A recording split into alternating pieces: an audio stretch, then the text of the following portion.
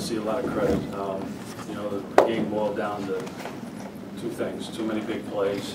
We gave up on defense, especially in the first half. 3 huge plays that they got on us, and then we turned the ball over too many times. I mean, 4 interceptions. You can't win when you do those things. So you can take everything else, and this, that, and everything else. But what it boils down to is long runs, long passes, interceptions, stopping drives. You just can't.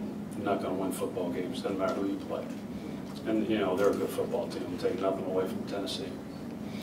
Okay, we'll start with questions right here. Coach, when Tennessee got those 16 points in 27 seconds, how demoralizing was that in terms of your momentum?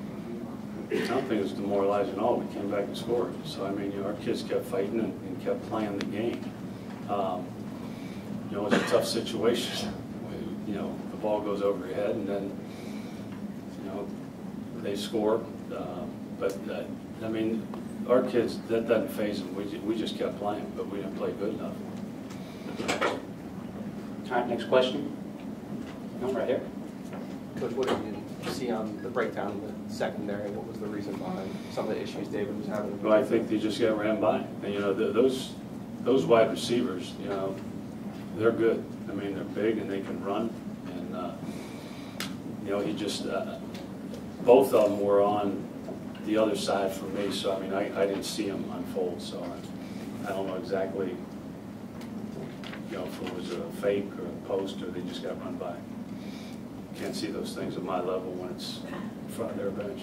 If I told you David would struggle, and for the most part Mike would struggle, would you think you even have a chance to win the game? Or your 2 best players can't perform at a high level that they have performed at? It's awful tough to win. But, you know, it's a football team. It's not 2 guys. You know, they made 2 pretty good interceptions on him. I mean, I think, you know, the second one and the fourth there, the third one, you know, they got pretty good position and figured it out on him. Yeah. Yeah, right here. They had a lot of success underneath across the middle. Yes. How difficult a test was this for your young linebackers right out of the gate?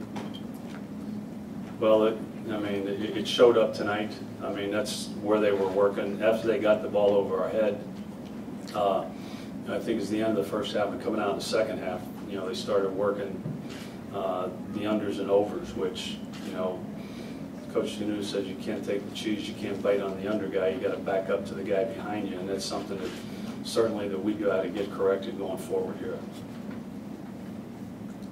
And next right here. How about Mustafa's performance tonight, given that he hasn't played in over a year? No, I think, you know, there's obviously some positives, you know, that happened tonight. You know, played a lot of guys, a lot of kids got in football games. You know, this can still be a heck of a football team. You know, there isn't any reason why we can't go win 11 games, and that's how we're going to approach it. But, you know, we have to iron those things out. We have to get back on the practice field and find a way. You know, we got a tough road to go. We got to go to Connecticut and play next Saturday. So we got to find a way to get ourselves back together, get our minds right, and go win a football game. Take them one at a time. The old Coach O'Brien cliche. All right, next question. They seem to push a lot up the middle of defensive on you guys tonight. Yeah,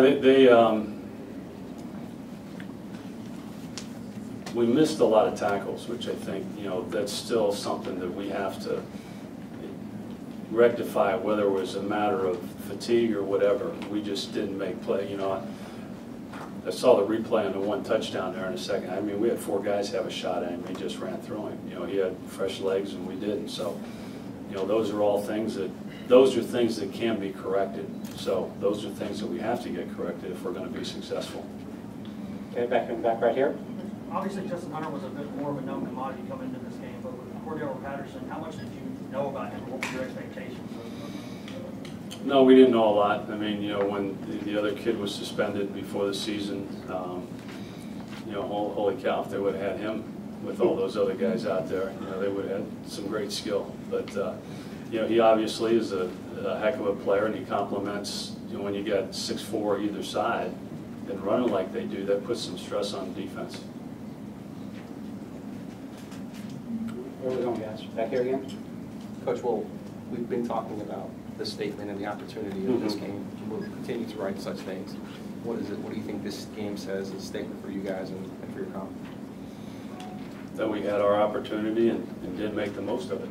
So, you know, we have to regroup and be a sign of the courage and conviction of this team to go find a way to win next Saturday. That's where we'll focus from here on out.